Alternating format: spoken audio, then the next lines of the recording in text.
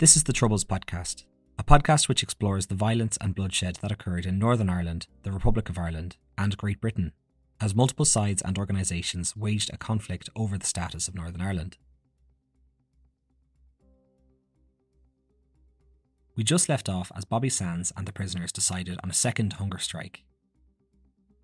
Morale was low in the prison once the decision was made for this strike. O'Raw writes in his book that there was a lot of correspondence between OC on the outside of Maze Prison and OC on the inside. The OC on the outside, while not exactly against the strike, wanted to make it clear that this time there would be deaths, and to quote O'Raw, "They made it absolutely clear that they believed that deaths were certain, and if any hesitation to die on part of the hunger strikers resulted in last-minute vacillation, the campaign would be dealt a potentially mortal blow. The options were clear. If we still wanted to go on hunger strike, we had to realise that it was die or kill the struggle." In this way, whoever chose to take part in the strike knew the amount of pressure they would be under. The official date for the strike to begin was March the 1st, 1981, and O'Raw writes in his book that once the decision was made, Bobby's demeanour changed, from the bubbly, energetic individual to a more sombre one. As Bobby would be the first person to begin the hunger strike, he was coming to terms with the fact that he would have to die. There was a slim chance that the British government would concede and give in to the prisoners' demands, but this was not expected to happen, and definitely not expected to happen before the first death. This strike put the British government in a difficult position. We've already established that force feeding is not an option, as it can be construed as a form of torture. The British government had the following options. They could give in to the demands of the prisoners and restore special category status. This would put them in an awkward position, showing that crime does indeed pay. They could hope that the will of the strikers would break and that the strike would fizzle out by itself. Or they could allow the strikers to die and argue that the men are killing themselves for nothing. On the side of the IRA, there would be some changes to this hunger strike after the lessons learned from the first one. Instead of all the men going on hunger strike together, they would stagger it by 2 weeks. There were a few reasons for this. One being that the strikes would drag out for a longer period of time and allow for maximum pressure to be put on the British government. O'Raw explains that there's a more significant reason. Instead of all the prisoners reaching a critical life or death point together, they would reach it one at a time. This one man at a time approach would put an immense amount of pressure on the hunger striker not to let down his fellow strikers and the striker who just died before him. The strikers would also not be allowed to take part in any negotiations unless their OC, who was now Bic McFarlane, was present. Bic would then insist that Gerry Adams and Danny Morrison be present at any talks with the British government or Northern Irish officials. This would help prevent the breakdown in the command structure that occurred during the first strike. Just to clarify who Danny Morrison and Gerry Adams were, Danny was an IRA member who would eventually act as the spokesperson for Bobby Sands. Gerry Adams has continually denied being a member of the IRA, and at this time Adams was the vice president of the political party Sinn Féin, who were considered the political wing of the IRA. The second strike began on March the 1st, 1981, which was the 5th anniversary of the beginning of the blanket protests. O'Raw issued a lengthy statement which was designed to, quote, "stir nationalists and persuade them to join our cause." Again, I mention this in nearly every episode, but it is important to remember how important PR was to the IRA. They had a number of aims with this strike, but they also wanted to draw as many people towards their cause, especially the nationalists in Northern Ireland, who were more aligned with the nationalist political party, SDLP, who were a non-violent party. They wanted to draw some of the more moderate nationalists into their cause. 1 week before the second strike began, 3,500 people marched in West Belfast in support of the strikes, which was a rather small number. One day after the beginning of the hunger strike, the dirty protests were stopped to allow for maximum attention focusing on the strikers. Bobby Sands was the first man to go on strike. Then 2 weeks later, he was joined by Francis, or Frank Hughes, from Derry. Hughes was serving an 83-year sentence after he was involved in a shooting with the British SAS, which left one SAS member killed. He began his strike on March 15th. The next two hunger strikers joined on the same day, March 22nd, Patsy O'Hara and Raymond McCreesh. McCreesh was from County Armagh and was sentenced to 14 years in prison for the attempted murder of British soldiers, possession of a rifle and ammunition, and another 5 years for IRA membership. The rifle that was found on him was one of the rifles used in the King's Mills massacre, which was covered in an earlier episode. Patsy O'Hara was from Derry and was imprisoned after being convicted of possessing a hand grenade. He was sentenced to 8 years in prison, and once he arrived, he became OC of the INLA. So he was representing the other Republican paramilitary group, the INLA. This was a small cause of concern for the IRA, because if the first 3 hunger strikers died, then there would only be an INLA man left, and the IRA felt that they might lose control over the strikes. The INLA were more akin to the original IRA, and had a significant socialist lean when compared to the provisional IRA.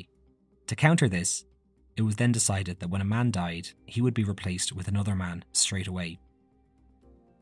We now have 4 people on hunger strike, but I'm just going to take a step back now and explain what happened, which may very well have changed the course of the strikes completely. 5 days into the hunger strike, Frank Maguire died. Maguire was an independent Republican MP, which means Member of Parliament, for Fermanagh and South Tyrone. As a result of his death, a by-election was held to determine who would take his place. Frank's brother Noel was debating to run in his stead, but someone in the Republican movement, most likely Bernadette Devlin, had the idea to put Bobby's name forward instead. The idea was approved by the IRA leadership, on the condition that no other nationalists would run alongside him. So the vote wouldn't be split or weakened, as they were going to go up against unionist candidates and they didn't want to risk losing against them. Noel was subsequently advised not to put his name forward, via conversations and implied threats. Well, I withdrew primarily because I have been told that at this moment it's a question of conscience on my part. Bobby Sands, I am informed, his life depends on my withdrawal in his election, and I would not have the life of anybody on my hands. Do you feel you've been pressured into making this decision? No, it's on this question, it's a question of conscience, my own conscience. The campaign to elect Bobby was indeed controversial. Remember, there were very different types of nationalists at the time. There were the ones who supported Sinn Féin, and Sinn Féin supported a violent campaign. But many nationalists in Northern Ireland were completely opposed to violence, and supported the other nationalist party, SDLP.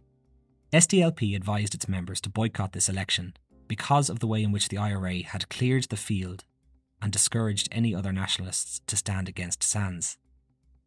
So in the end, Sands went up as the only nationalist candidate against the Unionist Ulster Party candidate, Harry West, for a seat in the British Parliament. The biggest question was, would these SDLP voters, or moderate nationalists, abstain, or would they vote for Sands? With only 9 days to go between Sands being approved and the election date, a massive campaign was undertaken. The campaign slogan was not just to elect Sands, but to save him. Members of Sinn Féin asked the moderate nationalists to lend them their vote, just for this election, to save the life of Bobby Sands. The message was, if you elect Bobby Sands, you'll save his life. An argument was made that if Sands was elected as a Member of Parliament, there was no way the British government would allow him to die. As well as that, if Sands was elected, it was a way of demonstrating mass support to the world, showing that thousands of people in Northern Ireland supported the hunger strikers. So the election came and went, and the prisoners inside Maze Prison waited to hear the results. They were in an awkward situation because they weren't allowed radios in the prison, but they usually had one small crystal radio smuggled into each wing.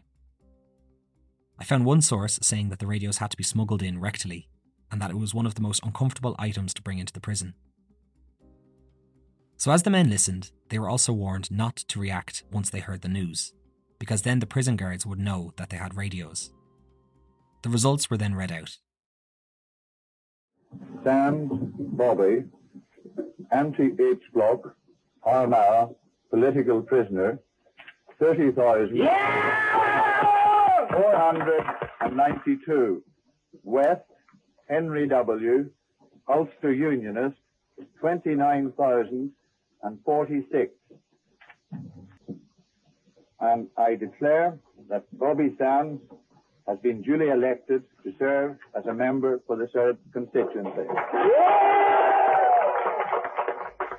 I would like to thank all our election workers and supporters who worked so hard over the last fortnight and who, despite intimidation from so-called security forces, did their best and stood up and were counted. And I would like to thank the 30,496 voters in Fermanagh South Tyrone who stood by the prisoners and who give Maggie Thatcher her answer today that we, on behalf of the Irish people, will not accept the situation in the H block and that we demand an immediate end to that intolerable situation. O'Raw writes in his book that Bick McFarlane was quietly listening to the radio when he heard the news that Sands had been elected, and there was a quiet jubilation in the prison. Sands had narrowly defeated West by 1,446 votes. Over 30,000 people voted for Sands. This was a massive PR win for the Republican movement, but how was it perceived by the Unionists and Loyalists? Many were shocked. In their eyes, a terrorist had just been elected to Parliament, and their neighbours and friends had voted him in. Unionist MP Ken McGuinness said that in the wake of the Sands election, quote, "I couldn't believe that my Roman Catholic neighbour, whom I'd always treated with a great deal of respect, could then go out and vote for someone who was going to murder me or murder some of my friends, and who was an enemy of this particular community. I just couldn't believe it." Harold McCusker, MP for Upper Bann, said that he, quote, "watched the television channels of this province given up to politicians and clerics apparently so concerned about the civil rights of Sands that they forget the ongoing murder campaign being waged against the rest of the community." So now the hunger strike was being led by Bobby Sands, IRA member and also member of the British Parliament. Of course, Bobby would have no ability to attend Parliament, and even if he was a free man, Sinn Féin members refused to take their seats as they do not recognise the British government's authority. But again, the PR was invaluable, and this significantly boosted the profile of the hunger strikes around the world. It also dealt a large blow to the British government's policy of criminalisation, as it showed the public did not see Sands as a criminal. Thatcher's government had repeated over and over that the Republicans were criminals and no one supported them. This election showed that this wasn't true. Many Republicans believed that the government wouldn't let a sitting MP die. But in the wake of the election results, Thatcher showed no sign of backing down. She considered this blackmail, and O'Raw writes in his book that Bobby himself didn't believe that the election would change Thatcher's mind. As it stands, we now have 4 men on hunger strike, and one of them is now a member of the British Parliament. The IRA Army Council were closely monitoring the strikers, and had believed that if the British government had not backed down after the first 4 men died, then they wouldn't back down at all. In April, Sands was visited by a number of high-profile individuals, including Sheila de Valera and a number of Irish TDs. As well as that, the Pope sent a private secretary to talk with Sands, asking him to end his strike, which he refused. His condition gradually deteriorated. On the 18th of April, Sands was given the last rites in the prison hospital, which is a Catholic tradition issued to somebody shortly before their death. The Army Council on the outside wanted the strike to end if all 4 men died. But on the inside, the men were determined to continue with the strike and replace the dead men with more strikers. O'Raw states it as, quote, "Should victory appear on the horizon, then we were duty-bound to go for it." Time was running out for Sands, and it became more and more clear that he intended to die. When an individual on a protracted hunger strike comes close to death, they slip into a coma a few days before dying. At this stage, the family of the striker is allowed to intervene and save their life. But Bobby had given strict instructions to his family not to do so. Here's his mother, Rosaleen, talking about not intervening. Do you think if he does go into a coma, you would give the authorisation for him to be intravenously fed? No, he told me not to. It's a sad thing to say, and I would feel I love my son just like any other mother does, but I wouldn't. I can't. He asked me not to, and I've promised him not to. After a number of days lapsing in and out of a coma, Bobby Sands died on May the 5th after 66 days on hunger strike. It's 3 o'clock in the morning. The place is Twinbrook, West Belfast, the home of Bobby Sands. In the last hour, the news has filtered through to this community that Bobby Sands has died after 66 days of hunger strike.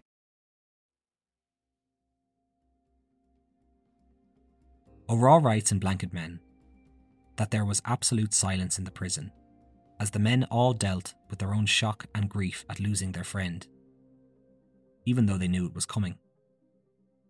At 27, Sands had spent nearly 1/3 of his life in a prison cell. Outside the prison, there was absolute chaos, with widespread rioting and violence. Unionists were less sympathetic to his death. Excuse me, sir, can I ask you how you feel about Bobby Sands' death? Delighted. The shit was his own fault. Nobody wanted him to die, he wanted to die himself. Oh, I don't think see anybody down, but it's his own choice for to do so. And after all, he's in there for a criminal offence, and it's up to himself, you know. Sands was buried on the 7th of May, with an estimated 100,000 people attending his funeral. This ended up becoming one of the biggest nationalist demonstrations in Northern Irish history to date. Sands was buried in the Republican Milltown Cemetery in Belfast. His death was broadcast around the world, especially in North America, where there is a large Irish diaspora. We interrupt our regular program schedule to bring you the following special report from ABC News, Washington. Here is Ted Koppel. Bobby Sands is dead. The 27-year-old member of the Irish Republican Army who went on a protest hunger strike 66 days ago has died. The British Press Office in Belfast announced this evening that Sands died at 1:17 Tuesday morning, Belfast time. That would have been 8:17 p.m. Eastern Time here in the United States. Sands, who was serving a 14-year prison term on a weapons possession charge, had been demanding special status as a political prisoner. A number of other Irish Republican Army members, also imprisoned by the British, have joined Sands in his protest, and several of them are also well into a hunger strike. One documentary I came across explained that the daily bombings and killings that went on in Northern Ireland were not broadcast in the USA. But when the hunger strikers began to die, it made front-page news. Is something preventing you from reaching your goals or interfering with your happiness? If so, check out this episode's sponsor, BetterHelp. BetterHelp can assess your needs and match you with a licensed therapist. It isn't a crisis line or a self-help line. With BetterHelp, you can connect with licensed counsellors who specialise in a range of issues, including depression, stress, and anxiety. You can send a message to your counsellor anytime and schedule weekly phone and video sessions, all from the comfort of your own home. It's also more affordable than traditional offline counselling and offers much more options. Start living a happier life today. As a Troubles podcast listener, you'll get 10% off your first month by visiting betterhelp.com/troubles. Again, that's BetterHelp, HELP.com/troubles.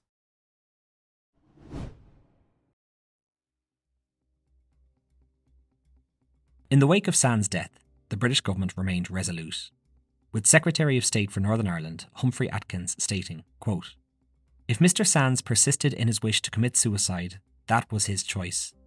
The government would not force medical treatment upon him." Thatcher also refused to back down, stating that the hungered strikers were a desperate act to elicit pity.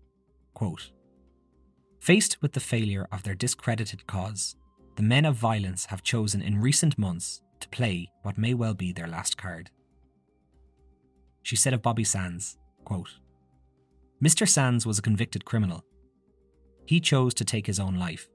It was a choice that his organisation did not allow to many of its victims." To the Unionists, these deaths were essentially a non-event. In their eyes, the hunger strikers were the people who had caused the deaths of their friends and family. But in the eyes of many nationalists, Sands had just become a martyr. and Thatcher a murderer. The events that happen over the next 2 months following Sands' death are quite crucial, so I'll do my best to explain everything in chronological order. On May the 8th, Joe McDonnell took Sands' place as the next hunger striker.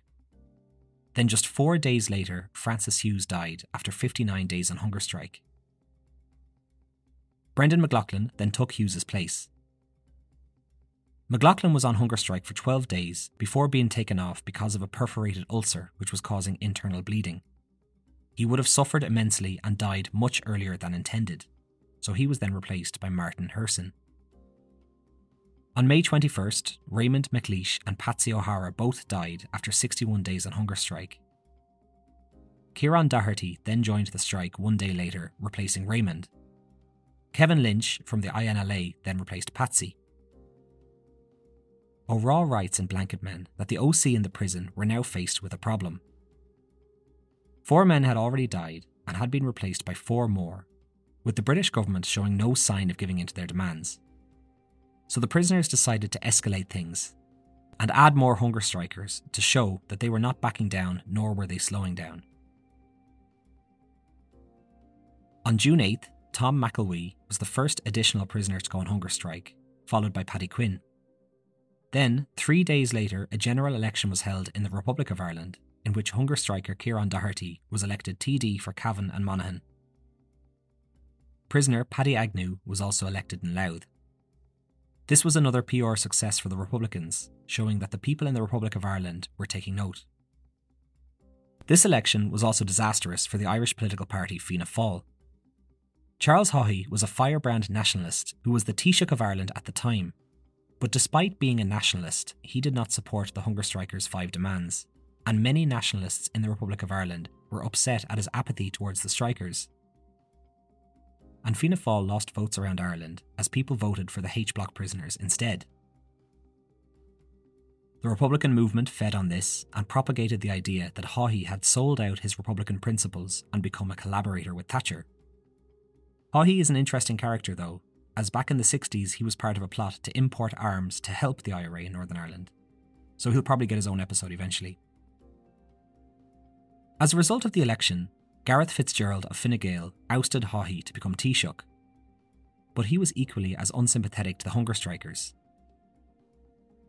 In early June, the British government published proposals that would change their legislation so that prisoners could not become candidates in elections, so that they could avoid the embarrassment that the Bobby Sands election caused. It was also around this time that the Catholic Church and SDLP were making efforts to end the hunger strikes. They did not endorse the 5 demands of the prisoners, but they wanted to bring an end to the stalemate that was taking place between the prisoners and the British government. O'Raw writes that they were also putting pressure on family members of the strikers and trying to get them to intervene on medical grounds if a striker fell into a coma. On June 30th, the British government reiterated its stance on the strikers, saying that there would be no political status and no changes to the prison regime. O'Raw explains in Blanket Men that he was slowly realising that the prisoners' demands were putting the British government in an impossible position, and they would never be able to concede to the terms offered, so more men would continue to die. On the 4th of July, the prisoners released a statement that was trying to step back a small bit, stating that they had no objection to any changes in the prison regime being applied to all prisoners, and not just Republicans. 8 men were on hunger strike by this point, so the stakes were high, and inside the prison, they didn't want any more men to die. This statement was well received by many, because it showed that the movement was looking for a way to end the strikes. So on the surface, we have the Catholic Church, SDLP, and the Irish government trying to broker peace. Unbeknownst to them, there were secret talks taking place. Codenamed Mountain Climber, these were negotiations that were taking place between Republican leadership and the British government. The existence of Mountain Climber has been disputed for a long time, and O'Raw does mention it in the book, but I also have seen it in other sources. It was through this channel that the British government offered a deal in response to the prisoner's statement of July 4th. This deal would have been considered as good as the strikers could possibly have got. I'll just restate what the original demands of the prisoners were. 1. The right not to wear a uniform. 2. The right not to do prison work. 3. The right to free association and to organise educational and recreational pursuits. 4. The right to one visit, one letter and one parcel every week. 5. Full restoration of remission lost through the protest. O'Raw claims there were new terms being offered by the British government through the secret back channel. Here are the terms. 1. All prisoners in Northern Ireland had the right to wear their own clothes at all times once the strike ended. 2. Work would involve self-maintenance activities such as cleaning cells, wings and blocks of a prisoner's area, cooking and washing your own clothes. Education would also be recognised as work. 3. Free association was still a no-go for the British government. They believed that if the prisoners had the freedom to move freely within their wings before being locked into their cell at 8 p.m. every evening, then the prisoners would end up running some part of the prison. They were being offered segregation, which would allow for a certain degree of association inside the prison. Parcels, letters and visits were already in existence for those who were not striking, so this one was not really a big deal. Remission, which means that a prisoner's sentence could be reduced as much as 50% as a result of good behaviour. Hunger strikes lost all rights to remission, but in this new offer, either half or 1/5 remission was being offered. O'Raw writes that he was astonished at this offer. He was the public relations officer for the prisoners, so he would have had access to these secret comms that many other Republican prisoners and hunger strikers would not.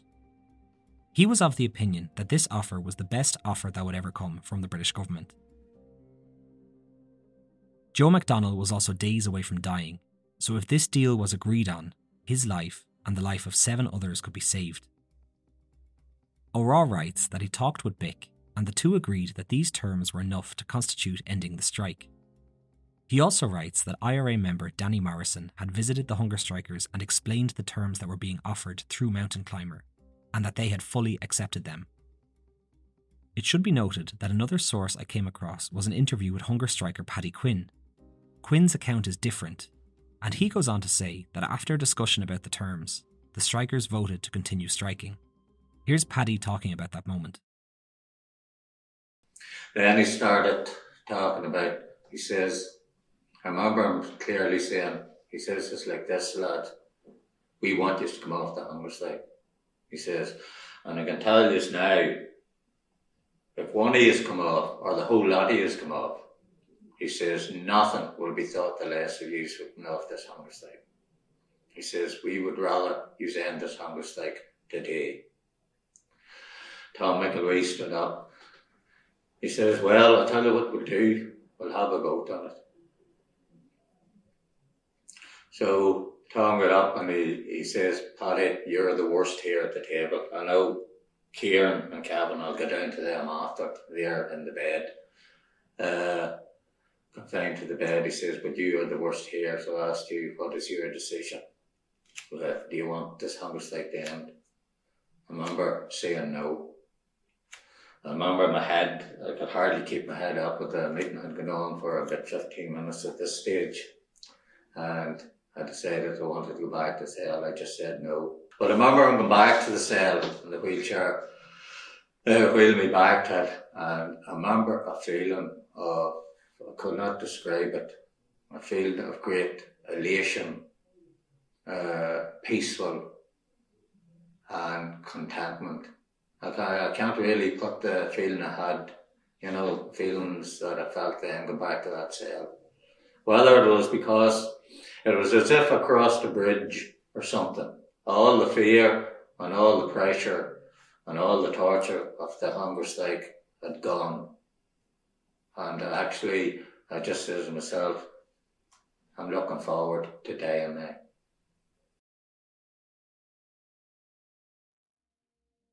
O'Raw wrote that Bick sent a comm to the Army Council on the outside, saying that they were happy to accept these terms, and there was a palpable sense of relief amongst the Republican prisoners. On the afternoon of July 6th, word came back from the Army Council, saying that they were rejecting this offer and that Mountain Climber's proposal offered the basis for a resolution, but more was needed. The IRA Council on the outside was not happy with the lack of free association, and also were not happy with the ambiguity with what constituted prison work. It would appear that they were hoping to get a better offer from the mountain climber back channel. Again, a lot of this account comes from O'Raw's book, and many Republicans have disagreed with these claims, including Bick McFarlane and Danny Morrison, saying that O'Raw is trying to put some blame on the death of the strikers on the IRA, when in their opinion it solely rests on the British government. O'Raw claims that the strikers didn't have a say in the matter, and it was the OC on the outside who had the final say, whereas Bick McFarlane says that the prisoners wanted something concrete from the British government before they would agree on ending the strikes. In the words of Bick, quote, "We were desperate for a solution. Any deal that went some way to meeting the 5 demands would have been taken. If it was confirmed in writing, we'd have grabbed it. There was never a deal. There was never a take it or leave it option at all." O'Raw writes that Bick sent a comm to the council imploring them to find a quick solution, but before this comm had reached them, Joe died on July 8th after 61 days on strike. On July 9th, Pat McGeown joined the strike, replacing Joe. After Joe died, any hope for an immediate end to the hunger strike died with him, and the line of communication with Mountain Climber disappeared. On July 13th, the prisoners received the shocking news that Martin Herson had died. He had only been on hunger strike for 46 days, so in theory he had at least 2 or 3 more weeks to go before reaching the critical point. It turns out that Herson had an infection in his stomach. He couldn't keep water down after 40 days and rapidly deteriorated after that. Most of the sources I came across say that he suffered an agonising death. Martin never could hold the water down. He went brave and quick. But I could hear him shouting this night. His brother was in the cell with him. I could hear his brother shouting Martin. I could hear Martin shouting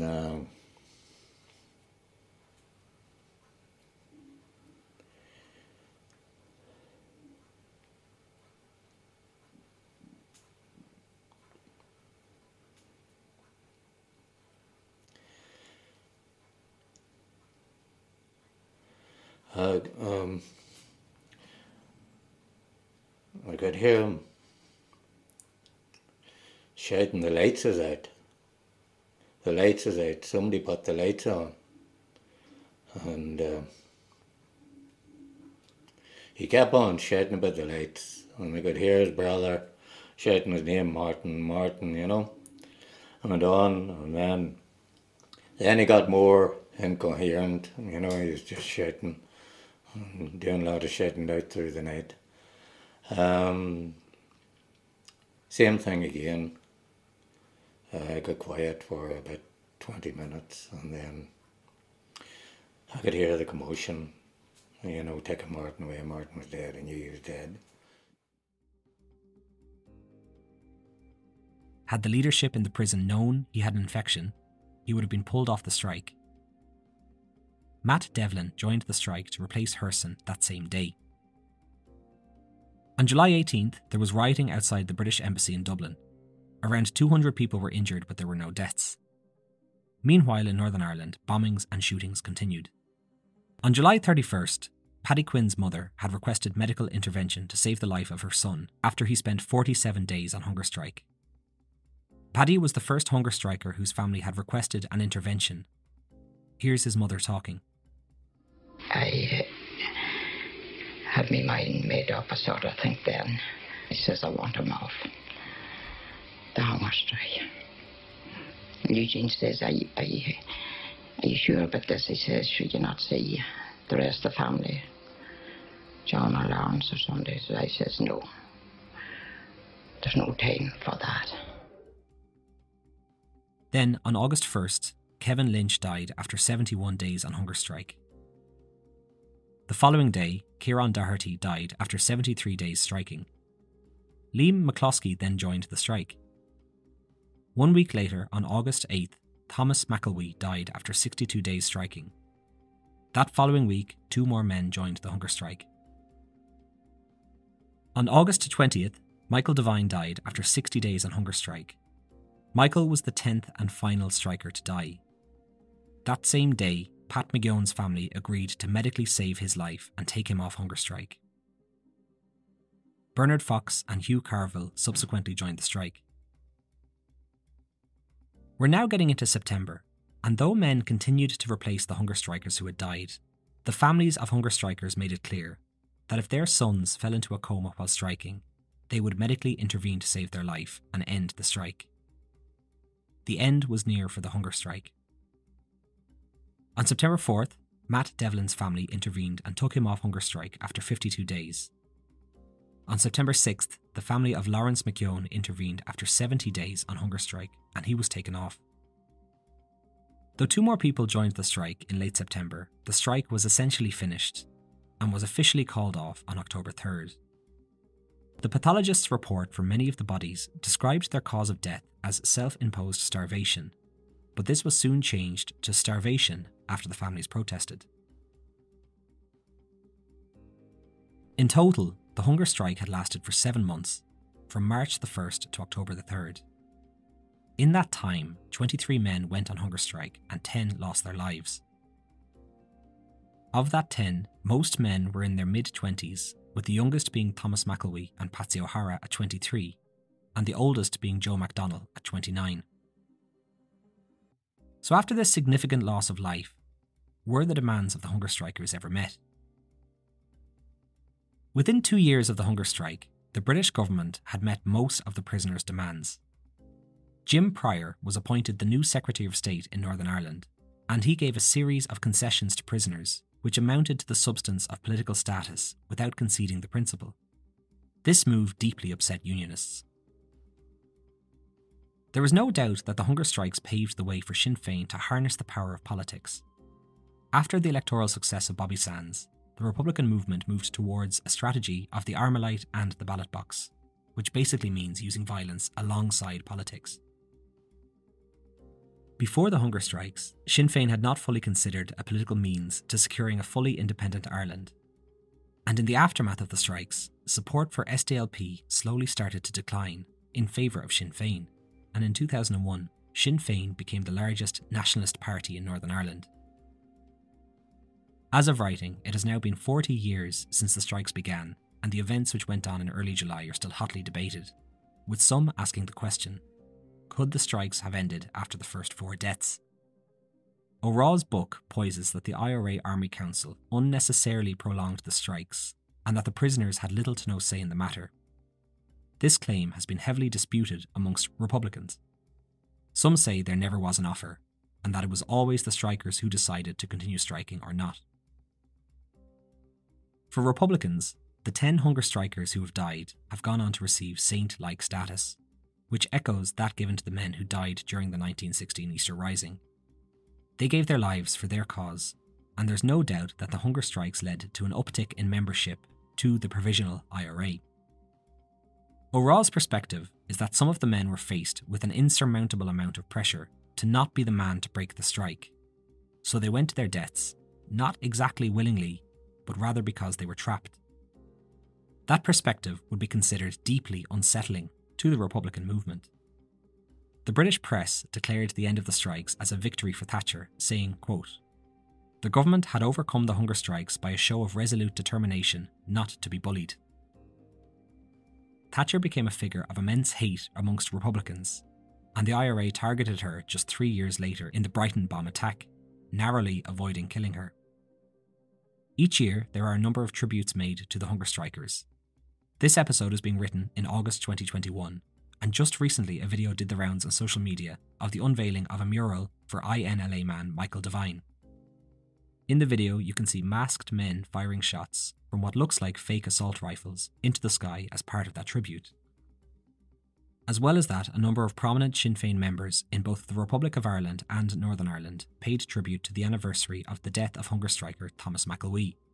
This caused controversy online amongst critics of Sinn Féin and Unionists, as McElwee had firebombed a shop, which led to the death of 26-year-old mother Yvonne Dunlop.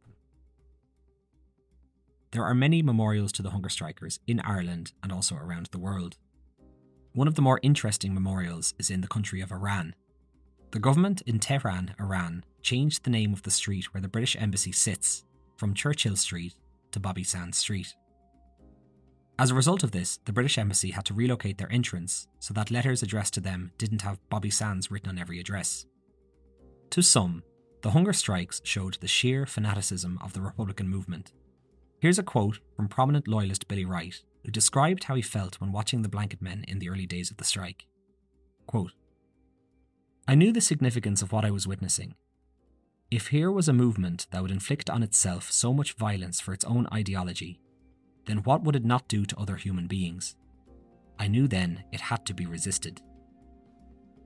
To others, the 10 men who died will forever be remembered as those who gave the ultimate sacrifice for the liberation of their country. Thanks, and see you next time.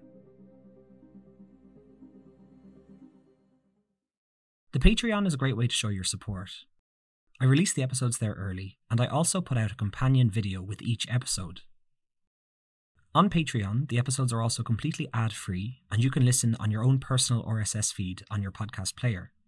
I'll also be posting there the full show notes for every episode. You can support the podcast over at patreon.com/thetroubles-podcast. Alternatively, if you'd like to support the podcast in a once-off fashion, you can do that over at buymeacoffee.com/thetroubles-podcast. You can also support the podcast by leaving reviews or simply telling your friends. It all helps.